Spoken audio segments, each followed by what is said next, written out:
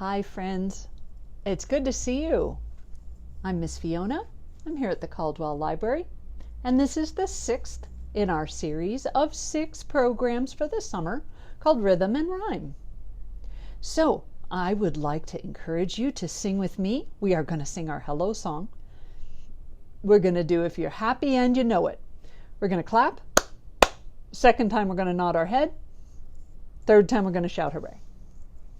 If you're happy and you know it, clap your hands. If you're happy and you know it, clap your hands. If you're happy and you know it, then your face will surely show it. If you're happy and you know it, clap your hands. If you're happy and you know it, nod your head. If you're happy and you know it, nod your head.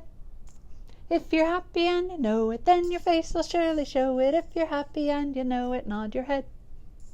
If you're happy and you know it, shout hooray, hooray! If you're happy and you know it, shout hooray, hooray! If you're happy and you know it, then your face will surely show it. If you're happy and you know it, shout hooray, hooray! Yay! Good job.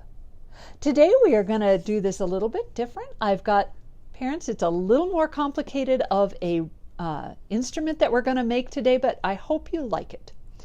Today we are going to talk about making your own wind chimes. What in the world are wind chimes? Wind chimes hang down off of something, and when the wind blows, they move in a way that makes little sounds. Now, you may not have all the fancy things people usually make wind chimes out of, but I bet you have some things in your recycle bin that might just work pretty great.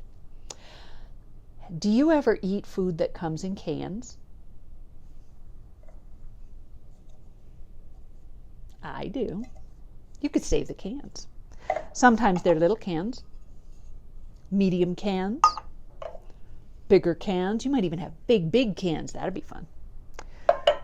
I have 4 cans that are different sizes. You can have however many you want. So you need cans. You need some string. You could use yarn. You could even use fishing line if you're good at tying knots in fishing line. I'm going to use this twine.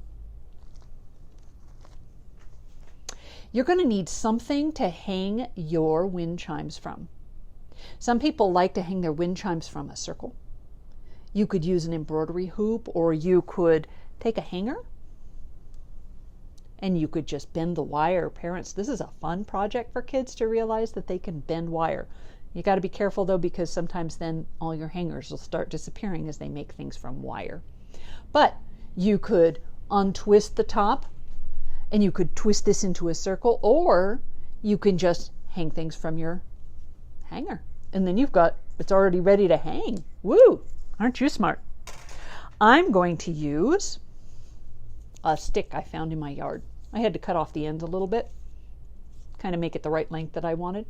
I'm going to use a stick. You need some cans, some string. You need something to hang things from, and I forgot, I have one more idea for hanging things. If you have a lid, doesn't have to be square like this, could be round. You could hang from the top and then hang from the bottom, couldn't you? You could. You could use this for your hanger. Okay, and then you need something to make noise. I'm going to use these little guys. They're called washers. There's different shapes of washers. You could also use, these guys are called nuts. They go with bolts. The bolt goes through and this screws on. So what you want is something made out of metal, something that's hard, that can bang into the can so it makes a sound. All right. A couple other things you might need. A pair of scissors, cutting that string. And then, parents, this is fun, but it's a little intimidating at first. I'm going to encourage you to let your kids use a hammer and a big nail, not a little nail, a big nail. Bang, bang, bang. If you want to see them have some fun, get some nails, get a hammer, and a piece of wood. and see if they can hit it without hitting their fingers too much. You can teach them how. You can teach them how to use a hammer. It's not that hard. All right, so here's what we're going to do. You saw with my cans that they have blue around the edge, right? The reason is because the edge of a can is often pretty sharp. So I took some tape. You don't have to do this. Or you could just use masking tape. I use duct tape because I like that color. And then you're gonna take the tape, you're gonna add it to the side of the can, and you're gonna fold it over the top. I found one of my cans had a little sharp bit sticking out, so make sure you watch for the little sharp bits. Don't run your hand along the inside of the can. You could cut yourself. You don't want to do that. Okay, so I covered the tops of my cans. You can decorate your cans. A lot of people like to paint them. You could cover it with paper, but remember, if you're going to hang it outside, that paper might not hold up as well as you'd like. So paint is often a good opportunity. Glitter. You'd stick things on. I don't know what you can do. Make it beautiful. And then you're going to take your can, you're going to turn it upside down. You're going to take that big nail we talked about. You're going to put this on the ground, somewhere sturdy, somewhere that's not going to get beat up. Don't do this in the kitchen. Maybe outside. Sidewalk would be good. Maybe on the lawn. And I want you to take that nail and I want you to hammer it right through the can. Right through the can. I already did it. Parents, it wasn't as hard as I thought to get that nail through. And you can do that for them if you want, but kids have such fun if you let them try. So maybe find a way to let people try with that hammer. All right, so now I've got a hole in the bottom of each can. I'm going to cut some string.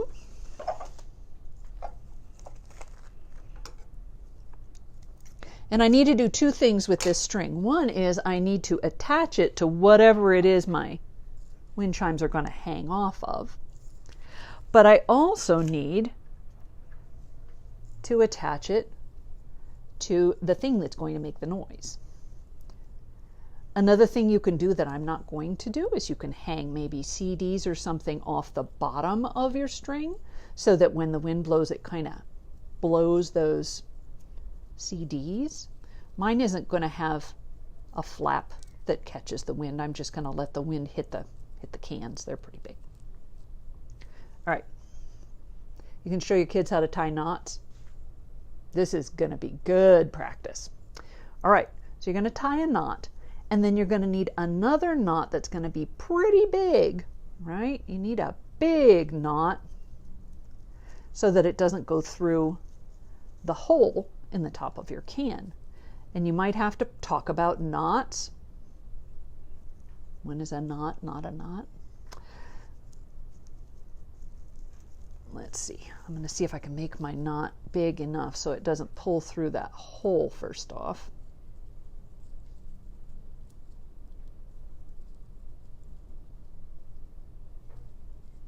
I'm just making it 2 knots on top of each other. And you might have a trickier way to do that.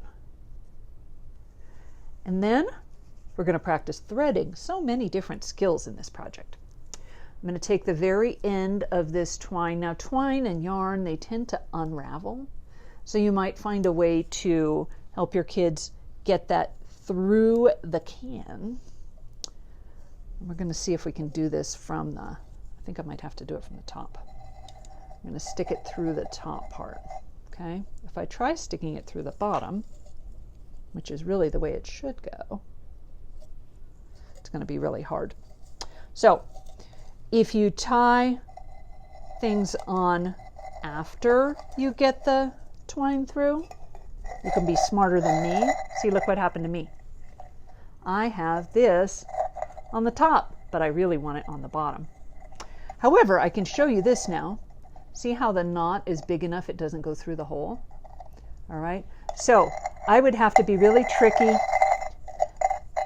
since I started this way and thread it through the can that way. It's probably going to be easier if you start. I should have practiced, but I didn't.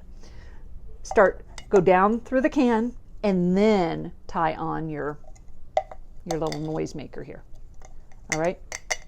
And we're going to do this once for each of our cans. Then we're going to take the other end of the string. We're going to tie it really hard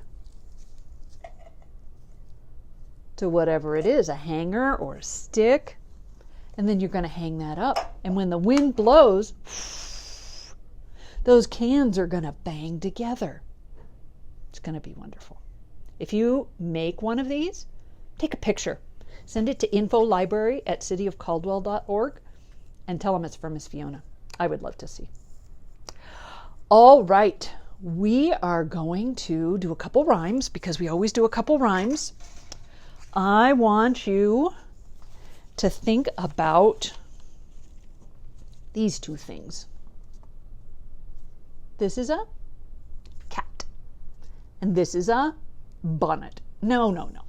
This is a hat, cat, hat. So we're going to sing our little song, a hunting we will go, a hunting we will go. We'll find a little cat and put her in a hat, and then we'll let her go. A hunting we will go, a hunting we will go. We'll find a little cat and put her in a hat, and then we'll let her go. How about these two? Snake,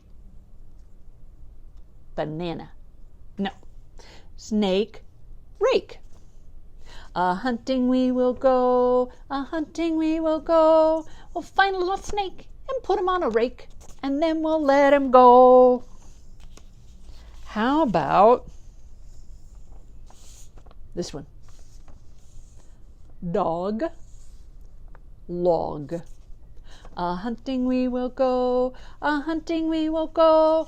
We'll find a little dog and put him on a log, and then we'll let him go. And I've got two more for you. Goat and ship. It's not a ship. Yacht. It's not a yacht. Boat. Goat, boat. A hunting we will go, a hunting we will go. We'll find a little goat and put her in a boat, and then we'll let her go. You can make all kinds of rhymes. And parents, these little pages are so easy to make. You just find two words. It's usually easier if it's an animal or something really easy to imagine hunting. So something you would look for. I think that we should do a rhythm instrument that's pretty easy to come up with. This rhythm instrument you can play anytime. Some people can show you how to play the spoons like this. They kind of bang them together like this, and they're very skilled at it. I know Miss Allison knows how to do that. I am just going to bang them with my two hands because I'm not quite that skilled. All right, so here's our rhyme. It goes clatter, clatter, clackety, clack. I'll make a rhythm and you make it back. Did you do it? Let's try it again. 1, 1, 2, 3. Let's do it one more time. 1, 1, 2, 3. Clatter, clatter, clackety, clack. I'll make a rhythm and you make it back. Ooh, that was hard. All right, let's see if you can do it. 1, 2, 3, 1, 2, 3. Those are fast. 1, 2, 3, 1, 2, 3. Clatter, clatter, clackety, clack.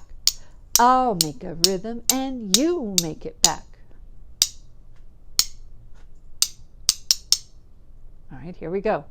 1, 2, 3, 4, and 5. 1, 2, 3, 4, and 5. Clatter, clatter, clackety, clack. I'll make a rhythm and you make it back. I did that one before, didn't I? I wanted you to practice it. 1, 2, 3, 1, 2, 3. Did you know that rhythm is important for lots of things? It's important for music, for dancing. It's important for poetry. It's important for all kinds of things. Even sometimes, parents, when you're reading a book, you can, especially if it's a rhymey book, you can add a little rhythm to how you're reading it. And it can make it kind of fun and memorable. Look at how you can use a spoon and something simple to practice your rhythm. Oh, different sound if I'm on the side or on the bottom. Woo! How many different things can you find around the house that make a rhythm? All right, guys, this is the last one.